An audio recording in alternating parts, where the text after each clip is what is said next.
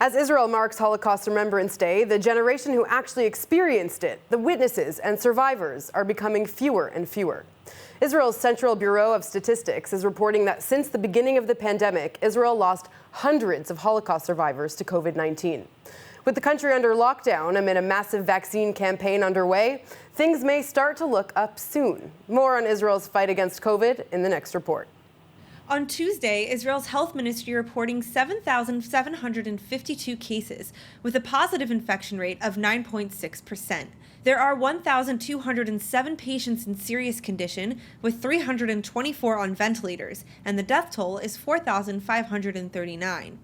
According to officials, that number includes 900 survivors of the Holocaust.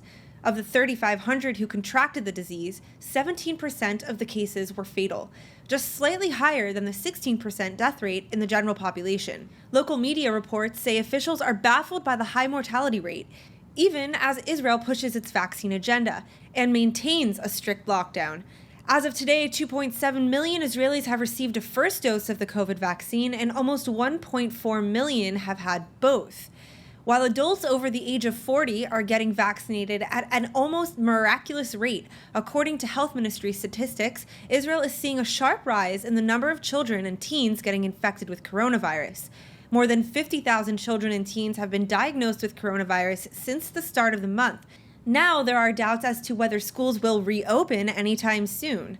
Clashes continue to break out in ultra-Orthodox neighborhoods daily, as they protest against the restrictions and attempt to keep schools open illegally.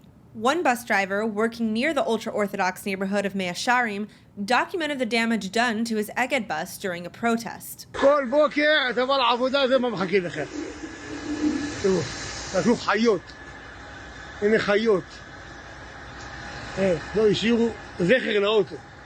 Meanwhile, similar clashes continue throughout the country in several neighborhoods. One young protester vowing to fight, quote, until the end. They like fighting with the Orthodox Jews. That's all they have to do. And they beat up all the people, and they spray water. And this goes on. It's going on for the last 2 weeks, going on every day. And it's unbelievable. And we're going to fight here till the end.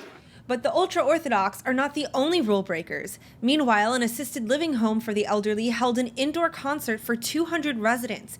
Organizers say all residents had been vaccinated, but still, the government has not yet approved events of this size.